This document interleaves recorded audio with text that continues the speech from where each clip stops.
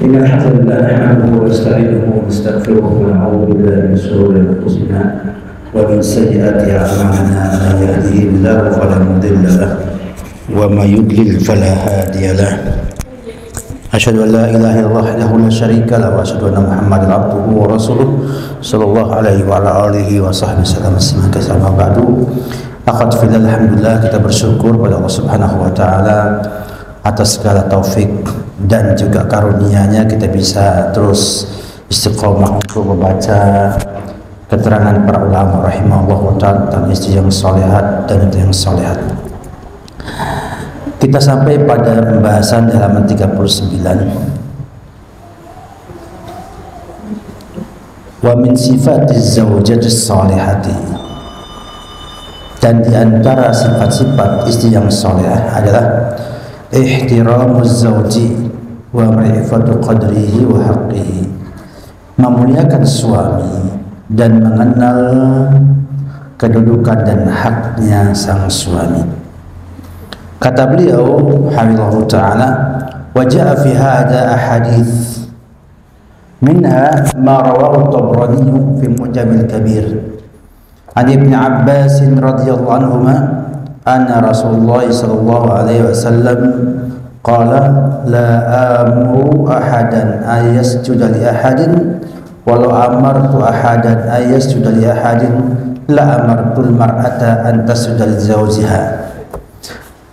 Di antara hadis tentang hal ini adalah hadisnya Abdullah bin Abbas yang dibawa oleh Imam Tabrani dalam Mu'jamul Kabir, bahwa Rasulullah SAW pernah bersabda, saya tidak perintahkan seorang pun untuk sujud kepada orang lain, dan seandainya aku perintahkan seorang untuk sujud kepada orang lain, maka aku perintahkan sang wanita untuk sujud kepada suaminya.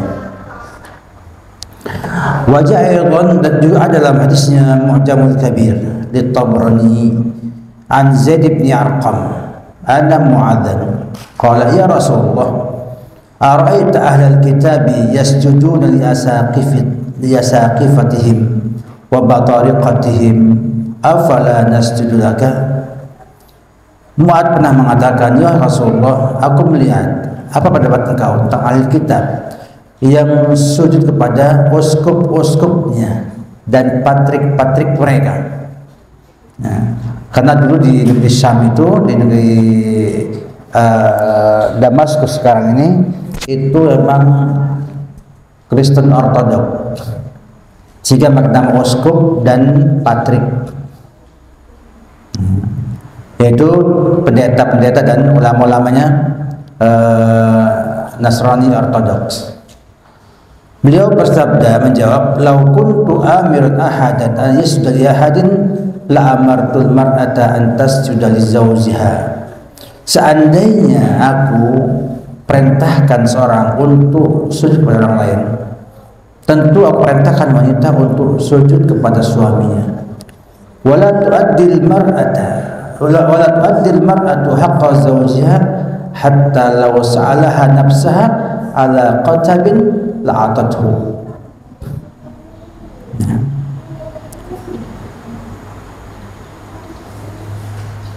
Perempuan itu tidak menunaikan hak suaminya hingga kalau dia diminta dirinya di atas kendaraan, maka dia akan memberikannya. Artinya, seandainya sang suami minta untuk hubungan suami istri berada, dia akan memberinya. Di dua hadis ini cukup jelas ya, menjelaskan bagaimana haknya istri suami atas istrinya ketaatan kepada sang suami. Artinya sang istri itu taat demikian hebat kepada sang suaminya. Kenapa? Karena memang kepatuhan itu adalah faktor pertama sukses dalam rumah tangga. Istri yang patuh kepada suaminya itu adalah memulai dengan sesuatu yang bagus untuk sukses di rumah tangganya. Tinggal sang suami mampu nggak untuk mengerti kondisi sang istri tersebut, sehingga antara mematuhi sang suami dengan sang suami menggunakan hak istrinya itu bisa imbang, sehingga memudahkan istri untuk berbakti kepada suaminya. Sehingga pentingnya memilih pasangan yang sesuai, sehingga nanti bisa saling memberi dan saling mendukung untuk bisa mengamalkan semua hak-hak pasangan masing-masing. Yadha'afu haqquz zawji in kana rajulan min ahli shalah wat tuqa wad diyanah wal muhafazati ala ibadatillahi wa ri'ayati li ta'atihi. Dan semakin besar hak suami jika suami itu seorang yang ahlus shalah, orang yang saleh, yang takwa, yang diyanah, artinya agamanya bagus, yang menjaga ya, ibadahnya dan memperhatikan ketaatan Allah Subhanahu wa taala. Jadi semakin soleh seorang suami, semakin apa?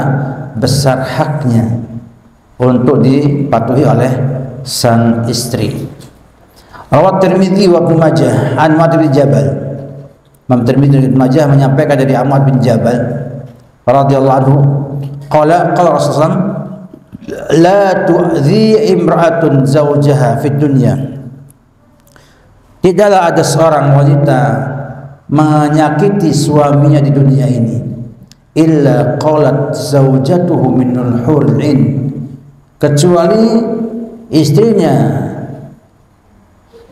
suami itu dari hurul 'ain, dari bidadari, mengatakan la tu'zihi qatalakillahu, jangan sakiti dia.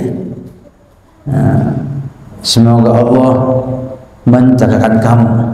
Fa innama huwa indaki dakhilun yusiku ayyufariqaki ilaina.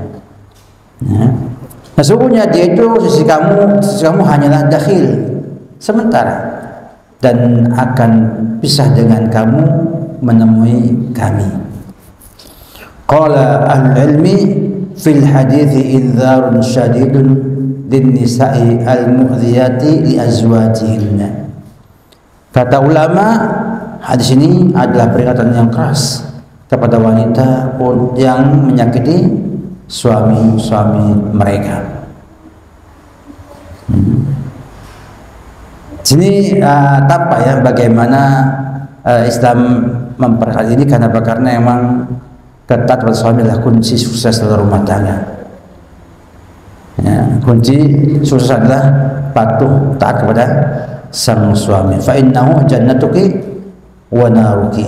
Nabi kita Muhammad sallallahu alaihi wasallam. Sehingga mungkin terkesankan di sini bahwasanya perempuan ya, demikian susahnya ya, padahal sangat sulit untuk menyakiti suaminya. Ya. Tapi di sini ada pendidikan yang cukup istimewa untuk perempuan, yaitu mereka harus punya kesabaran yang luar biasa untuk meraih surganya Allah Subhanahu wa taala. Sehingga ini adalah pendidikan untuk sabarnya seorang wanita ya, untuk meraih apa? Nantinya surganya Allah Subhanahu wa taala. Karena ia harus ya, melawan emosinya yang cenderung lebih senang nyakiti suaminya. Ada sebuah kebanggaan, mungkin kesenangan bila sampai sang wanita bisa membuat suaminya terdiam, atau mungkin merasa salah, atau mungkin juga senang ketika suaminya apa? Kalah, tersakiti hatinya. Karena itulah perasaan yang iblis terus masuk ke dalam hati kita semuanya. Maka semua yang menggunakan perasaan akan demikian, senang melihat orang saingannya ataupun musuhnya tersakiti. Lain dengan yang berakal sehat akan melihat mana yang paling bagus untuk masa depannya. Maka didapatkan dalam banyak teori pendidikan dan juga teori psikologi bahwa orang yang akalnya pendek itu melihat ganjaran langsung sebagai sesuatu yang istimewa dan meremehkan ganjaran yang tertunda. namun yang akalnya sehat, akalnya panjang, melihat ganjaran langsung hanya sebagai motivasi, namun ganjaran yang enggak langsung yang diharapkan olehnya. Sekarang kita lihat misalnya orang yang tidak menggunakan akal yang sehat, akal yang sempurna, memandang bahwa hidup itu adalah dengan uang. Nah, kalau uangnya banyak dia bahagia. Melihat orang punya mobil, orang punya rumah bagus, pakaiannya mentereng, skincare-nya yang harga 5 juta, 6 juta, 10 juta, tasnya yang yang limited edition, ya, yang bisa 500 juta rupiah, padahal modal paling 50 juta. Modal banyak hanya 50 juta, jual 500 juta. Kenapa? Karena limited edition misalnya. Merasa hebat, hebat orang itu, bahagia kayaknya. Ya. Nah, padahal enggak demikian.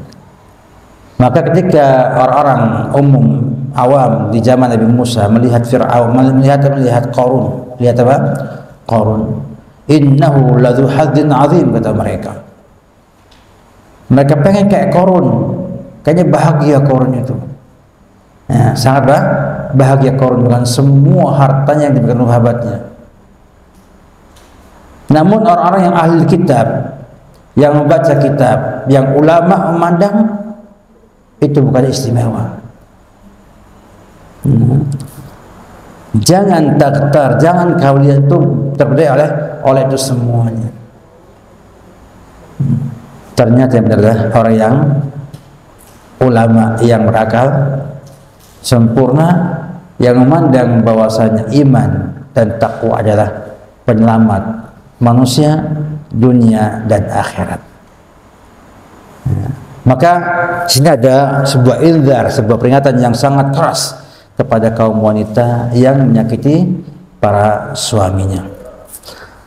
Kemudian min sifat zaujati salihah, idza manallahu azza wa jalla 'alaiha wa akramaha bil auladi an ta'dila bainahum. Apabila Allah anugerahkan kepadanya dan Allah muliakan dia dengan anak-anak, hendaknya berbuat adil di antara mereka. Tidak boleh tidak berbuat adil, termasuk anaknya suami, anak bawaan suami. Artinya anak tiri. Kenapa demikian? Karena itu adalah anak-anak mereka juga. Dan kita diminta untuk berbuat adil dalam hal ini. Kama qala sallallahu alaihi wasallam, i'dilu baina auladikum. I'dilu baina auladikum. Adillah di antara anak-anak kalian. Adillah di antara anak-anak kalian.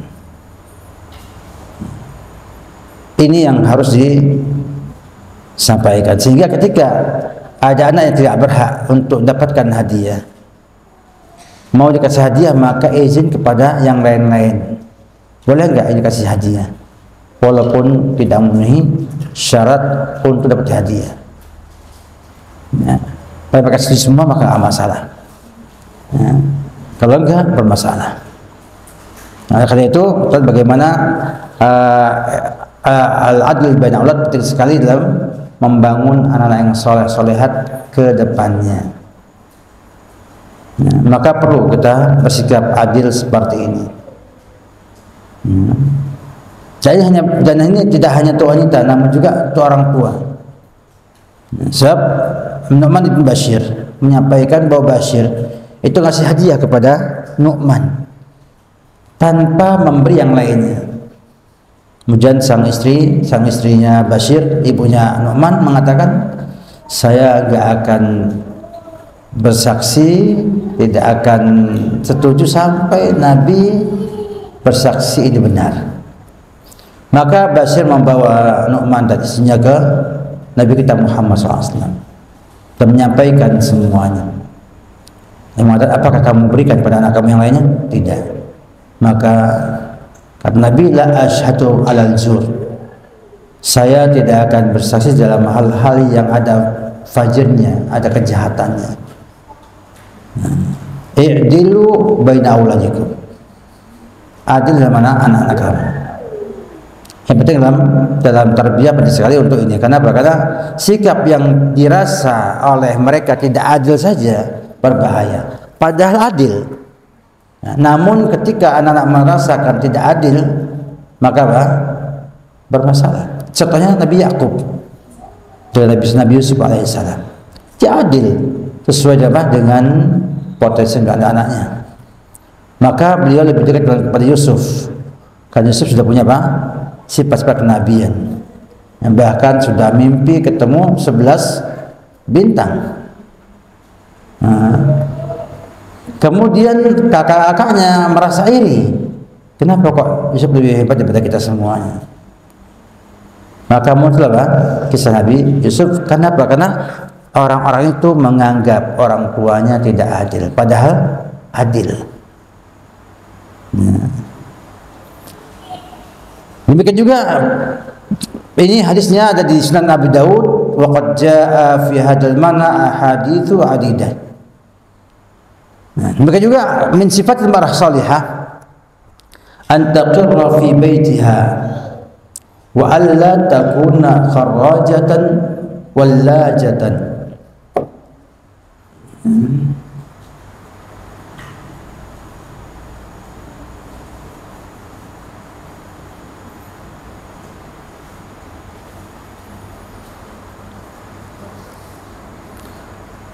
Untuk tinggal di rumahnya dan tidak menjadi kharrajah, banyak keluar, wallajah, banyak gerak kemana-mana, banyak bepergian. Wa idza kharajat la takhruju illa li hajatin, bila ia keluar tidak keluar kecuali untuk hajatnya. Wala takunu mutabarrijan safiratan, tidak dia menjadi mutabarrijah, ya, berdandan bersolek, wajahnya kayak pelangi di lautan. Nah, dia di awan, ya, ada warna hijau, kuning, merah, ya, di wajahnya, ya, biru, kayak pelangi. Safiratan, safirahnya tidak menggunakan cadar, terbuka wajahnya, karena beliau mewajibkan cadar. Beliau penulis mewajibkan cadar. Wa aidan takun ghaddatan li basariha, dan juga harus menundukkan pandangannya, hafizatan li farjiha, dan menjaga kemaluannya. Wa qad marra ma'ana fi hadza ba'd nusus, sudah ada bersama kita tadi terdahulu, ya, sebagian nas-nas. Wa mimma warada fi hadza, dan di antaranya adalah ma rawahu Tabrani fil Awsat, ya, an Salim bin Abdullah bin Umar an abihi an Rasulullah sallallahu alaihi wasallam qala al mar'atu awratun wa innaha idza kharajat istashrafaha syaitan. Dan mana istashrafaha syaitan? Ja'alaha gharadan lahu wa innaha la takunu aqraba ila Allah minha fi qa'ri baitiha.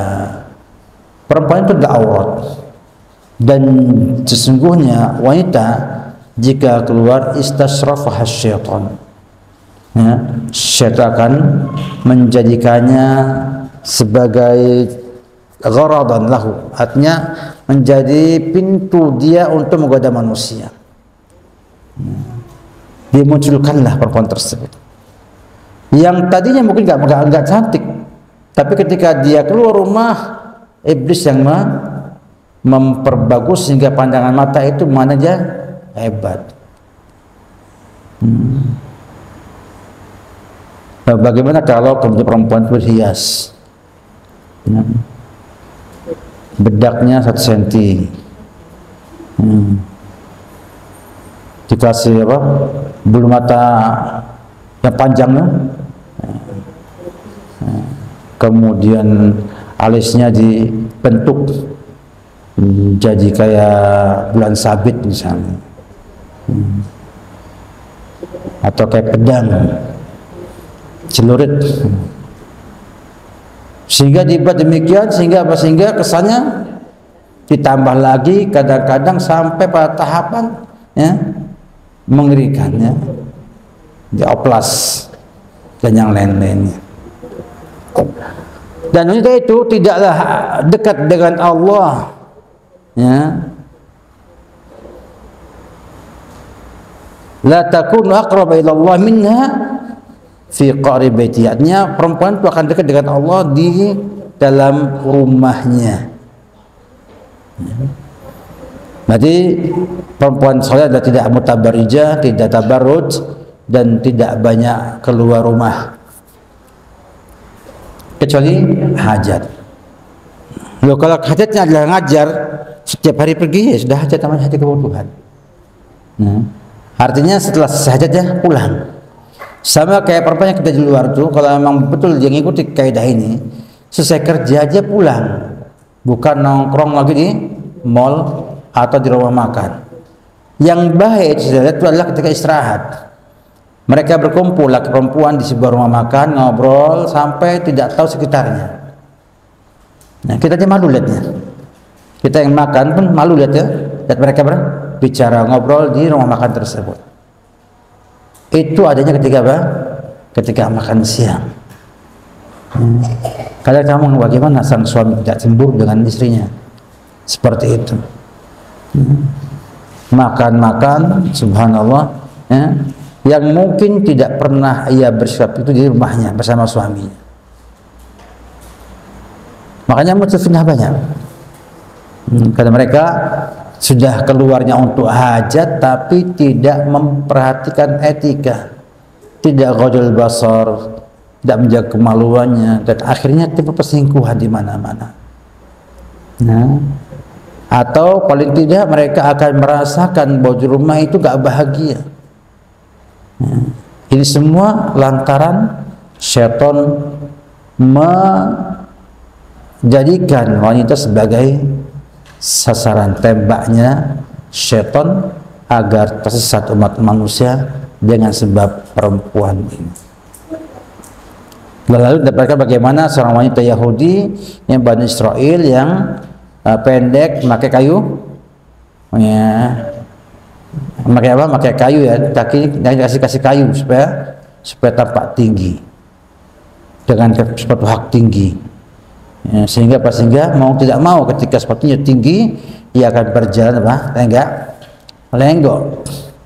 Nah, untuk menyeimbangkan antara gerakan kaki dengan pinggul dan badannya. Itu menggoda Bani Israel sehingga mereka mencari tahu siapakah yang ketiga ini. Maka muncul fitnah di Bani Israel dalam hal ini. Maka memang di antara ciri khas wanita salihat adalah tinggal di rumah, betah di rumah, ya, dan nggak betah di luar rumah. Ya. Kalau sekarang kayaknya banyak betah di luar rumah. Nah, ada yang ngeluh dikit-dikit dapur, ya, dan kasur, lagi sumur, ya. 3 area wanita zaman dulu yang dianggap tabu oleh zaman sekarang. Kemudian juga min sifat zaujat salihah adamu ifsa'i sirri zauji wal umril khassati bainaz zaujaini hatta law qa'a bainahuma furqatun wa lam yatahaqqaq wi'amun. Sifat wanita yang saleh adalah tidak menyebarkan rahasia suami dan perkara-perkara khusus antara pasangan suami istri. Sampai-sampai seandainya terjadi pada mereka berdua furqah, perceraian, dan tidak terwujud wi'am, kedamaian ataupun persatuan atau kumpul. Fakulun minhuma alaihi ayattaqillaha fi hadzal amr. Maka setiap dari keduanya hendaknya bertakwa kepada Allah dalam hal ini. Ini yang saya lihat banyak di kalangan kita, jadi yang lumrah, bahwa sang suami ketika cerai dia akan bongkar aib istrinya. Demikian juga sang istri membongkar aib suaminya keluar setelah bercerai. Ini tidak bagus, tidak boleh dalam Islam. Sekata beliau, sudah ada hadis rawah Ahmad bin Hanbal fi musnadihi an Asma bintu Yazid annaha kanat inda Rasulullah sallallahu alaihi wasallam war rijal wan nisa'u qu'udun indahu. Bahwa beliau itu ada di Nabi kita Muhammad SAW, bersamanya orang laki-laki dan perempuan duduk-duduk bersama Nabi kita Muhammad SAW. Artinya Nabi kumpul dengan ikhwan akhwat. Faqala, mengatakan, la'alla rajulan yaqulu ma yaf'alu bi ahlihi wa la'alla imra'atun tukhbir bima fa'alat ma'a zawjiha fa'arammal qawm.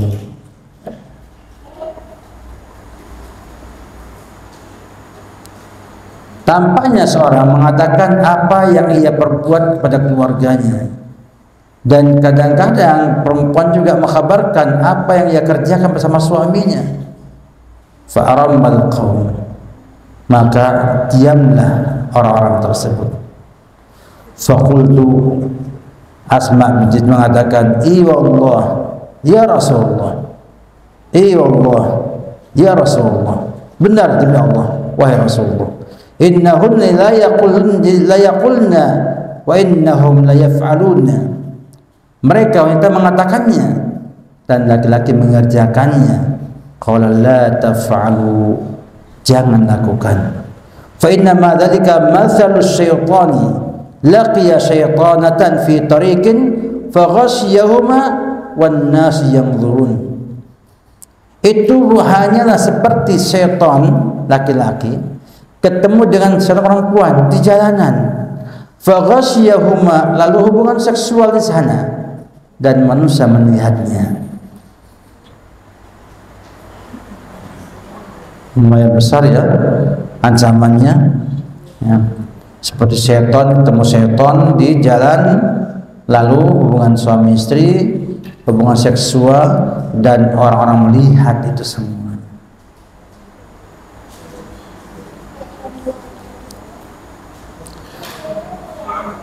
Fa qauluha, ucapan Asma bin Yazid, innahunna la yaqulna wa innahum la yaf'alun, bada'at bin nisa, dimulai perempuan, fi dzikri hadzal amr, ya, li'annahu yakthuru fin nisa wa yaqilu jiddan fir rijal. Itu banyak pada perempuan terjadi dan sedikit sekali pada laki-laki. Iya di zaman Nabi, zaman sekarang sama saja. Yang perempuan ngomongnya begitu, yang laki ngomongnya apa?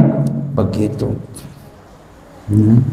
Fal mar'atu yatatahaddatsu ma'a rafiqatiha wa zamilatiha wa sahibatiha fi mithli hadhihi al-umur al-khassah. Perempuan ngobrol bersama teman-temannya perempuan, sahabat-sahabatnya pada permasalahan yang khusus seperti ini. Wa katsirun minhunna, dan banyak dari mereka, la tubali man min an tadhkura laha asrar zawjiha wa umrahul khasah. Bahkan banyak dari mereka yang tidak peduli untuk menyebutkan rahasia suaminya dan perkara khusus yang ada di sana, termasuk juga di medsos. Ya, foto sedang bersama romantis kayaknya, ya, pelukan masuk foto status. Ini kadang-kadang bukan hanya pada orang umum, Nah, ada sampai pada orang dianggap ustadz pun begitu, ditegur, jawabannya itu untuk membantah isu kalau saya itu tidak bahagia dengan istri saya. La ilaha illallah. Ya, artinya yang laki yang perempuan sama-sama bangga bisa menampilkan kemesraannya di hadapan dunia medsos. Gak khawatir ain di sana, gak khawatir akan menimbulkan fitnah di sana. Dan ini kata Nabi SAW, fa innama dzalika mithlu syaitan laqiya syaitana fi tariqin fa ghasyaha wan nasu yanzurun la haula wala quwwata illa billah. Jadi perempuan yang dengan sifat seperti ini dan rajul alladhi yaha bihadhihi sifah, laki-laki yang seperti yubsi al-asrar az-zawjiyah mislahuma misla syaitan laqiya syaitana fi tariqi wa ghasyaha wan nas yanzurun. Perempuan yang punya sifat seperti ini dan laki-laki yang punya sifat seperti ini itu menyebarkan rahasia-rahasia rumah tangganya seperti keduanya itu seperti syaitan berjumpa dengan syaitan perempuan di jalan, kemudian ghasyaha menggaulinya dan manusia melihatnya.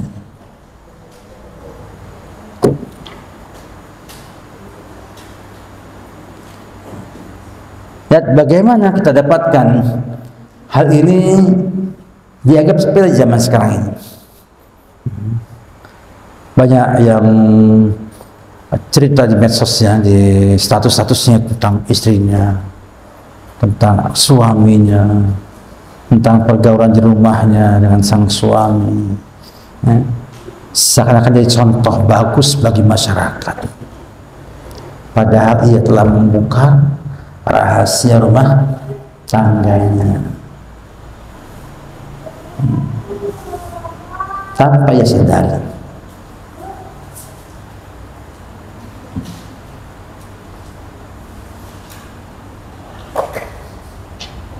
Bahkan pada tahapan kadang-kadang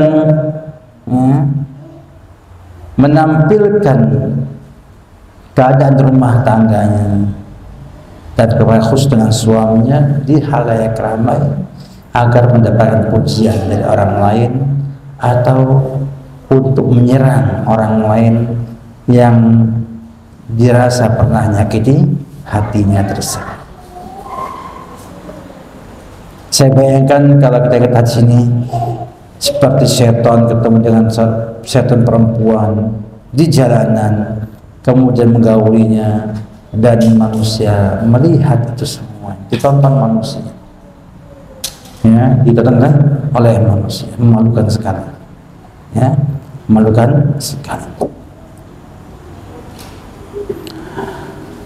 Inilah sifat yang beliau akhiri kitab beliau, kata beliau, hadi ba'du sifatiz zawjat salihat jama'tuha min kitabillahi wa min sunnati nabiyil karimi sallallahu alaihi wasallam rajan ar-rabba subhanahu ayang fa'a biha man sya'a min ibadihi fa huwa wahdahu waliyut taufiq. Ini sebagian sifat-sifat istri yang salehah kami kumpulkan dari kitab Allah dan sunnah Rasulullah SAW. Berharap kepada Allah Rabb subhanahu memberikan manfaat dengannya orang yang Allah kehendaki dari hamba-hambanya, dan hanyalah dia waliyu at-taufiq. As'alullah jalla wa ala bi asma'ihil husna wa sifatihil ula ayyahdiyana jami'an sawa as-sabil wa yaj'ala ma nata'allamuhu hujjatan lana la alaina wa ayyubarika lana fi aqwalina wa a'malina wa awqatina wa azwajina wa dhurriyyatina wa amwalina wa ayyubarik lana fi hayatina kulliha wa yuslih lana dinana alladhi huwa isbatu amrina wa yuslih lana dunyana allati fiha ma'ashuna ويصلح لنا آخرتنا التي فيها معادنا وأن يجعل الحياة زيادة لنا في كل خير والموت راحة لنا من كل شر ويصلح نساء المسلمين وبناتهم وأن يهديهن سواء السبيل وأن يردهن إليه ردا جميلا وأن يعيذهن من الفتن كلها ما ظهر منها وما بطن ويوفقنا جميعا لكل خير يحبه ويرضاه إنه تبارك وتعالى سميع الدعاء وهو أهل الرجاء وهو حسبنا ونعم الوكيل وآخر دعوانا الحمد لله رب العالمين وصلى الله على محمد وبارك وأنعم على عبده ورسوله ومصطفاه محمد بن عبد الله صلوات الله wassalamu alaihi wa ala alihi wa sahbihi ajma'in. Ini adalah buku yang Syekh Abdul Razak Al-Abbad yang pernah disampaikan dalam sebuah muhadarah, sebuah daurah atau sebuah ceramah di sebuah tempat. Dari sini didapatkan banyak sifat-sifat wanita salehah yang bila dimiliki oleh para akhwat akan memberikan sebuah warna yang luar biasa hebat di rumahnya. Bila punya semua ini, maka suaminya akan betah di rumahnya dengan izin Allah Subhanahu wa Ta'ala. Maka marilah kita bersungguh-sungguh untuk mendapatkannya.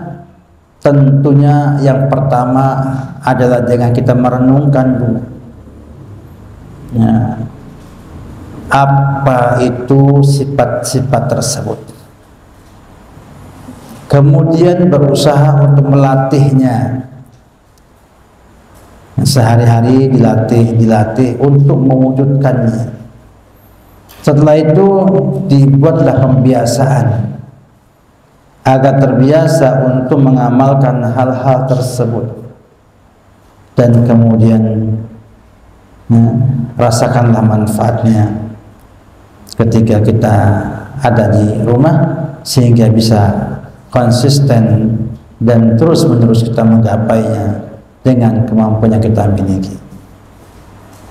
Ambillah yang paling mudah untuk dimiliki, kemudian berlanjut kepada yang lebih besar lagi sampai mendapatkan seluruh sifat-sifat yang ada dalam hadis yang mulia ini.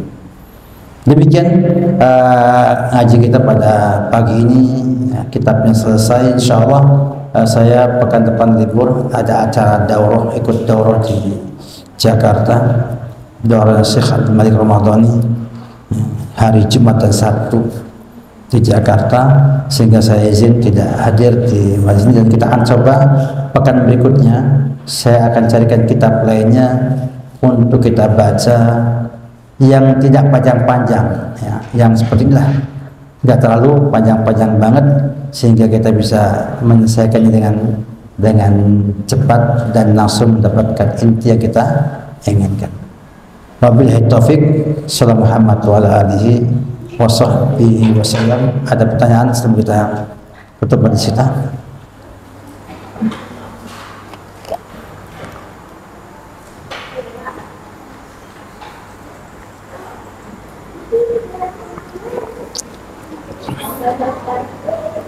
Ya. Bagaimana kalau seorang istri dia dalam taatnya kepada suami, kemudian berbisnisnya, kemudian bermuamalahnya dia dengan suami itu semata-mata untuk mencari kecintaannya, Ustaz. Seperti itu bagaimana? Iya. Tidak masalah, itu baik juga, tapi kurang maksimal. Karena sikapnya dia, mau niatnya itu ibadah ke ibadah, itu bermanfaat untuk duniawi. Tapi kalau dia niatkan itu karena Allah, maka akan maksimal hasilnya. Artinya seorang wanita yang tidak tahu agama, ada yang mendapatkan ini semua. Mereka patuh sama suaminya, taat sama suaminya, karena besarnya cinta ia kepada sang suami itu, dan mengharapkan agar suaminya bisa mencintai.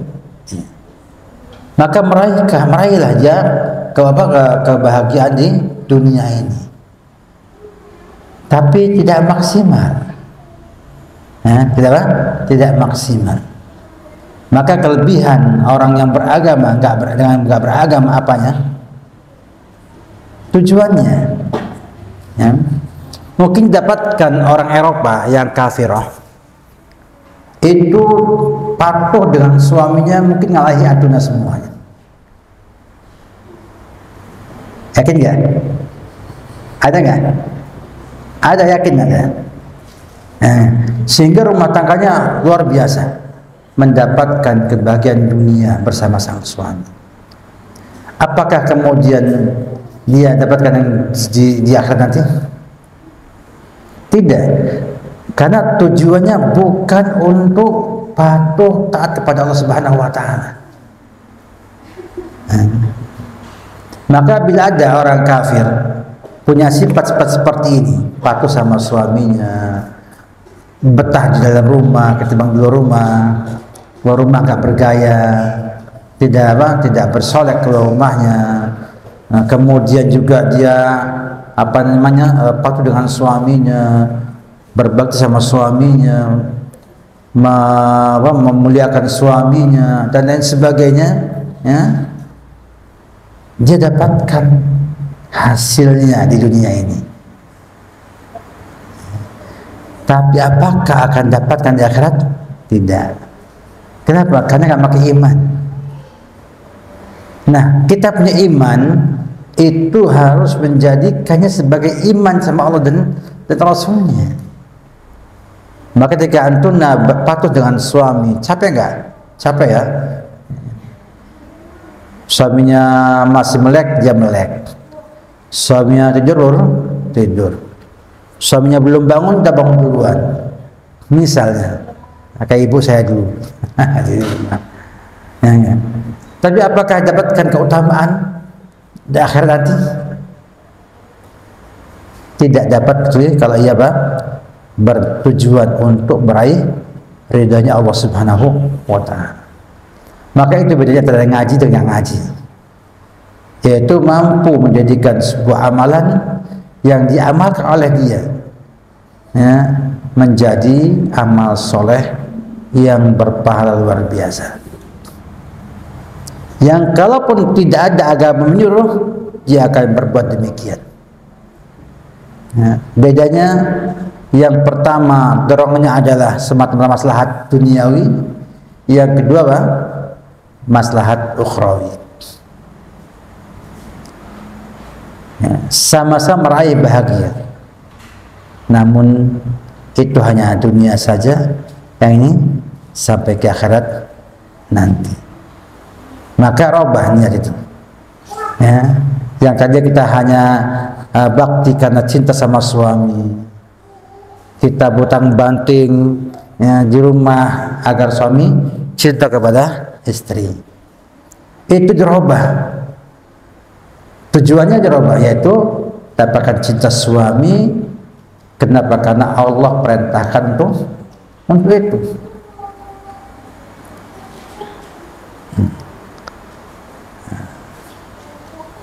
Nah, kalau demikian, insya Allah akan dapatkan kebahagiaan dunia dan menanti kebahagiaan di akhirat nanti, karena pahalanya berlipat. Sakitnya, capeknya, lelahnya itu berpahala. Luar biasa ya, kalau antum bisa jadi istri yang demikian, berbakti sama suami, tapi semuanya karena Allah Subhanahu wa Ta'ala, tidak mengharapkan balasan dan juga tidak mengharapkan pujian. La nuridu minhum jazaan wala syukura. Luar biasa. Mau suami balas yang baik, alhamdulillah. Mau suami puji, alhamdulillah. Tidak pun tidak berubah keadaannya. Susah ya? Hah? Susah nggak? Susah ya kalau antuna masak pagi-pagi, suami makan pergi. Nah enggak, piring tinggal cuci piring. Sehari, 2 hari, setahun, 2 tahun, 3 tahun kata perubahan. Kata antuna, keterlaluan suami saya ini. Masa nggak pernah muji saya sama sekali? Dikasih makan enak nggak muji, dikasih makan nggak enak nyela, dikasih makanan ala kadarnya diam-diam aja. Emang itu cobaan manusia ya? Sama dengan suami ngasih nafkah kepada istrinya, dia nggak harap istrinya itu muji dia. Pernah nggak muji antuna kalau kasih uang suami banyak? Jarang ya. Jarang ya. Paling jazakallahu khairan sudah hebat, luar biasa. Ya. Yang pernah ngomong saya bahagia punya suami seperti kamu. Pernah gitu? Nggak pernah ya. Pakailah, karena tetap laki-laki sama kayak perempuannya. Tampakkan pasangan antuna, nanti dia akan mengerti bahwa bahagia ketika melihat sang istri juga bahagia. Nah, itu hal yang mungkin kita kurang komunikasi sama suami kita sehingga banyak masalah hanya karena itu. Maka kalau kita bekerja itu lillah, nah, dan kita berusaha untuk membahagiakan pasangan kita karena Allah perintah kita untuk membahagiakannya. Nah, maka kalau dia orang yang soleh dan seorang soleh dan yang bertakwa, otomatis Allah mencintai orang yang soleh dan bertakwa. Maka kalau kita membahagiakan orang yang soleh dan bertakwa, artinya membahagiakan orang yang Allah cintai. Itu luar biasa. Luar biasa. Wallahu a'lam bishawab. Demikian dulu dari saya. Semoga kita mulai pada 2 pekan depan. Saya coba nanti sama Ustadz Muti, Ali Muti untuk bicara apa pengganti kitab ini yang tentu akan tetap ada seputar permasalahan ini, kewangitaan yang mudah-mudahan nanti bisa berlanjut dengan kitab lainnya bi'idznillah ta'ala. Assalamualaikum warahmatullahi wabarakatuh. Subhanaka. Rasulullah SAW menjelaskan